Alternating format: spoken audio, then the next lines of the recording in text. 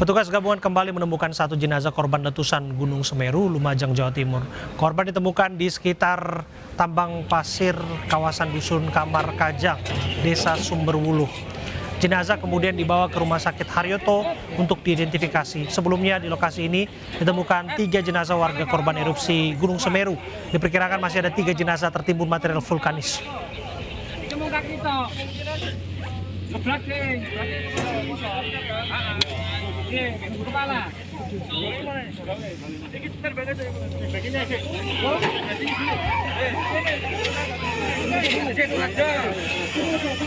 Masih jalan, Pak? Udah masuk, Pak?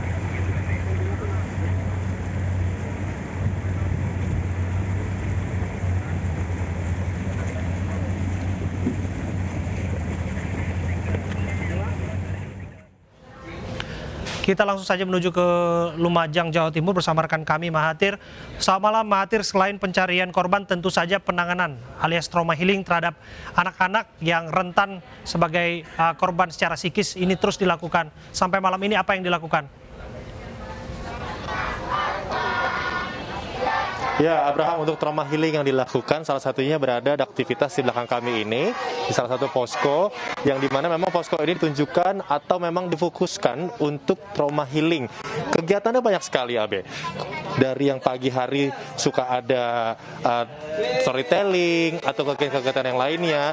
Nah, saat ini sedang ada kegiatan mengaji pada malam hari ini. Namun kegiatannya seperti apa dan ini juga dari komunitas mana, saya akan mengajak Anda untuk berbincang dengan salah satu volunteer di sini dari volunteer yaitu volunteer Askar Kauni. Selamat malam, Pak. Ya, selamat malam. Pak, dari volunteer Askar Kauni siapa namanya, Pak? Saya dengan Faisal. Pak Faisal. Askar Kauni, Pak Faisal dari daerah mana, Pak? Saya dari Jakarta Timur. Iya. Pak, kegiatannya setiap malam ini dilakukan emang untuk anak-anak mengaji ini emang dilakukan setiap malam atau ada hari-hari tertentu, Pak? Ini dilakukan setiap malam setelah sholat maghrib mereka berjamaah, terus kita mengaji. Oke, Pak, ini untuk dari Askar Kauni sendiri tersebar di desa mana aja sih, Pak? Ini kita ada 2, kita di barat dan di timur. Di barat itu di Pronojiwo, itu di Supiturang, desa Supiturang, dan di sini kita di Candipuro tuh ada di pengungsian Penangga. Terakhir nih, Pak, ada nggak sih, Pak, perbedaan dari psikologis anak-anak ini, Pak, di pertama kali saat Bapak mungkin memimpin ngaji sampai hingga di pasca hari ke-7 ini, Pak? Ada nggak perbedaan dari mungkin senyum mereka atau kegiatan mereka jadi lebih bahagia atau lebih beda gitu, Pak? Ya, menurut saya tuh kalau kita terapi anak-anak mengaji, mereka dengan Quran. Jadi ada rasa aman, ada rasa nyaman karena ada semua masalah yang ditimbulkan sama manusia di dunia itu akan dipermudah sama Allah. Amin. Terima kasih banyak Pak Faisal atas waktunya ya. Ya, itu Abi dan bicara kami dengan salah satu volunteer yang dari sini. Jadi anak-anak yang di sini mereka selain diajarkan ngaji, nantinya diberikan sedikit tantangan, Abi. Kenapa tantangan? Jadi yang bisa membaca surah-surah pendek secara hafal 1 ayat atau 2 ayat nantinya diberikan hadiah berupa ikra, selimut dan juga bantal untuk tidur. Nah, ini adik-adiknya dapat lihat. Jadi mereka tawa-tawa bahagia ini yang kami dambakan, yang kami senangi saat kami berada di posko. Untuk itu kembali ke studio AB. Baik. Terima kasih Mahathir Muhammad, laporan Anda langsung dari Kabupaten Lumajang, Jawa Timur. Tetap jaga kesehatan selalu di sana. Pemirsa, Kota Bima, Nusa Tenggara Barat termasuk salah satu wilayah di tanah air diterjang banjir parah pekan ini. Banjir 1 meter merendam belasan kelurahan di Kota Bima akibat hujan deras selama 2 jam. Sejumlah warga harus dievakuasi ke tempat yang lebih aman. Gundulnya kawasan hutan yang kerap dijadikan ladang warga dituding menjadi penyebab Kota Bima mudah diterjang banjir.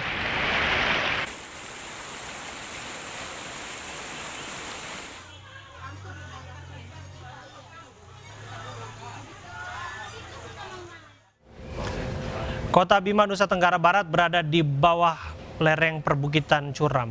Penggundulan hutan yang berlangsung pesat semakin mempermudah banjir menerjang Kota Bima. Jika hujan lebat, bagaimana antisipasi pemerintah setempat untuk mengurangi dampak korban banjir? Sudah berada bersama kami di studio Wali Kota Bima, Muhammad Lutfi. Assalamualaikum, selamat malam Pak Lutfi. Malam Bang Abraham. Terima kasih kunjungannya ke redaksi kami, Pak Lutfi. Iya, sama-sama. Langsung saja kalau kita bicara soal banjir ya, sebelum banjir yang ramai di NTB adalah Mandalika. Saya takut tadinya urusan banjir ini berpengaruh terhadap pamor, tadi sirkuit Mandalika dan lain sebagainya. Tapi enggak kan? Enggak sampai begitu kan? Nggak ada pengaruh. Nggak ada pengaruh ya? Nggak ada pengaruh. Oke. Urusan banjir semua selesai di sana sampai saat Selesai, ini. alhamdulillah. Bagaimana penanganannya, Pak? Nah, penanganan di Bima ini kita melakukan pendekatan one system, one integrated. Artinya di periodisasi saya terpilih menjadi wali kota, Oke. itu kita susun baik tahun, jangka pendek maupun jangka menengah. Nah, di mana kita buat pada tingkat hulu kita siapkan Ya. adanya apa? Bronjonisasi, Ya.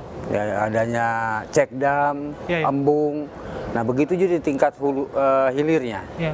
Nah, kita adakan sodet. Nah, sehingga aliran sungai begitu deras tidak terhambat. Yang selama ini aliran sungai langsung menghadap ke pelabuhan Bima. Nah, ini langsung kita buang ke laut lepas. Nah, sehingga tidak berpotensi terhadap pendangkalan pelabuhan Bima. Oke. Yang mana pelabuhan Bima ini sedimentasinya tinggi, sehingga dwelling time terhadap kapal-kapal pelayan rakyat begitu tinggi. Oke. Pak Lutfi, kalau kita bicara soal penanganan, tentu saja kita juga harus melihat penyebabnya apa. Sebetulnya masa sih sesederhana itu soal penebangan hutan yang dilakukan menjadi ladang untuk warga di sana, atau jangan-jangan ada persoalan lebih serius di balik ini? Ya, pertama bahwa kota Bima ini kota yang letaknya kayak tempurung, Ya. dikelilingi oleh bukit-bukit. Memang tidak bisa kita nafikan bahwa di gunung-gunung kita mengalami penggundulan. Ya. Ya, karena masyarakat kita menanam jagung. Nah, tapi harus ada langkah-langkah preventif yang kita buat. Makanya di tahun ini kita berusaha ya menanam tanaman-tanaman keras. Oke. Nah, ini di pinggiran-pinggiran sepadannya sehingga tidak tergerus tanah-tanah Ini bagian di dari gunung, mitigasi itu ya? mitigasi yang kita lakukan. Oke. Lantas bagaimana dengan korban yang terdampak? Saya masuk korban yang terdampak karena kita sudah lihat derasnya banjir yang terjadi di Bima itu luar biasa sebetulnya ya Pak Lutfi. Karena ada aliran yang datang dari yang tinggi, lokasi tinggi menuju ke hilir begitu. Bagaimana korban-korban di sana, Pak? Nah, alhamdulillah tidak ada korban. Nah, tahun ini memang tahun yang cukup parah. Nah, Oke. kita pernah terjadi peristiwa banjir di tahun 2016 yang kisaran sampai 3 meter. Nah, ini membawa dampak kerugian cukup besar, hampir 2 triliun masyarakat kita. 2 triliun? 2 triliun. Wow. Nah, itu akhirnya recovery sampai 2 tahun. Nah, begitu juga langkah yang kita lakukan adalah bagaimana menormalisasi sungai. Iya. Nah, dengan program yang dibuat oleh BNPB yang Oke. digelontorkan anggaran sebesar 169 miliar, kita merelokasi rumah-rumah warga masyarakat sebanyak Iya. 1025 rumah. Oke. Yang kita tentukan tempatnya sehingga mata pencarian mereka bisa eksis. Oke. Nah, begitu juga yang rumah rusak berat, rusak sedang. Nah, kita perbaiki semua di tahun 2019 ketika saya terpilih menjadi wali kota. Nah, itu dia yang menarik, bahwa dalam latar belakang Pak Lutfi kan adalah aktivis 98. Saya pikir aktivis ini sentimen terhadap perjuangan-perjuangan sosial, termasuk ketika Anda mengurus persoalan sosial. 2 periode Anda saya catat di DPR RI ya. Iya. Dan memastikan bahwa hak-hak mereka yang terdampak ini tidak akan parah begitu ya Pak ya, terdampak. Bagaimana penanganan yang dilakukan? Nah, penanganan pertama kita adakan persuasif. Pada awalnya masyarakat sangat tidak mau untuk pindah. Nah, akhirnya langkah-langkah yang kita lakukan, pendekatan-pendekatan persuasif, alhamdulillah mereka mau pindah. Nah, kita siapkan sarana prasarana yang menunjang kebutuhan mereka. Dan tempat juga tidak jauh dari mata pencarian mereka. Oke, tentu tidak mudah. Relokasi di mana-mana tempat itu nggak mudah, butuh pendekatan khusus, Pak Lutfi. Apa yang Anda lakukan untuk memastikan warga itu mau istilahnya legowo untuk pindah ke tempat yang sudah disediakan oleh pemerintah setempat? Nah, mereka saya jelaskan bahwa undang-undang di PP 38 2011, nah itu yang menjadi sepadan sungai adalah selebar 10 meter. Tapi saya ngambil kebijakan. Itu dari bibir sungai? Bibir sungai. Kita ambil kebijakan hanya 5 meter. Nah, sehingga nanti rumah yang direlokasi, ada tanah yang tersisa bisa digunakan oleh mereka. Nah, 5 meter itu sudah dianggap aman, Pak? Cukup aman, karena kita buat nanti di pinggirnya ada semacam tebing. Oke. Nah, karena dengan Semacam adanya tanggul tebing 10 meter tidak berlaku lagi. Dan ini mampu untuk mengalirkan air dari hulu ke hilir? Ya, nah itu langkah itu pendanaan terus terang APBD kita tidak kuat, makanya kita usulkan kepada JICA, Jepang.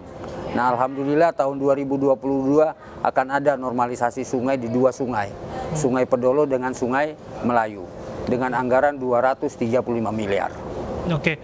Selain bahwa kendalanya di anggaran dan kemudian upaya persuasif untuk warga mau direlokasi, apa persoalan lain? Persoalan yang sangat mendasar adalah kesadaran masyarakat kita tidak merambah hutan. Oh. Karena yang paling berdampak ini hari ini adanya buka jalan di lereng-lereng, nah di atas-atas gunung. Nah ini membawa dampak betul ketika terjadi banjir, lumpur-lumpur pada turun. Masa tidak ada pemantauan atau setidaknya pengawasan begitu Pak Lutfi? Nah karena ini program ini biasanya dilakukan oleh DPR provinsi yang tidak berhubung, makanya saya bersurat ke gubernur, saya Sebentar, bersurat. Anda mengatakan bahwa yang justru menggunduli hutan di sana adalah program dari DPRD provinsi? Iya, pokir-pokir yang diluncurkan ke daerah yang diminta oleh para petani. Nah, sementara saya bersurat sejak saya terpilih menjadi wali kota, buka jalan tani tidak saya izinkan karena memang sudah rusak di gunung itu. Saya kalau naik di gunung, saya tidak tahu jalan kemana harus arahnya saking banyaknya jalan. Makanya pertimbangan itulah saya bersurat. Oke. Ya. Dan apakah surat itu sudah direspon positif? Sudah direspon dan saya ingatkan untuk tidak dibuka kembali jalan-jalan itu, mengingat semakin banyak lumpur-lumpur yang terbawa dari gunung. Oke, ini barangkali persoalan yang klasik saya harus tanyakan, Pak Lutfi. Penanganan bencana yang kaitannya dengan pandemi. Ini pandemi kan masih harus terus diselesaikan di Republik ini, di sudut-sudut tanah air termasuk di Bima. Bagaimana mengantisipasi termasuk pendatang-pendatang, termasuk pekerja migran yang baru pulang kembali ke tanah air? Ya, kita menghadapi pandemi ini tetap pemeriksaan berlangsung. Kita lakukan vaksinasi dan lain-lainnya. Artinya kita juga punya sistem yang kita di Comment Center terhadap masyarakat kita yang baru datang dilaporkan Comment Center sehingga bisa penanganan pandemi bisa begitu cepat. Terima kasih Pak Muhammad Lutfi, Wali Kota Bima sudah hadir di studio iNewsroom lantai 9 di gedung iNewsroom. Terima kasih Pak atas Terima kunjungannya. kasih. Kami tunggu ke depannya untuk kita bisa sama-sama. bekerja sama lagi Pak.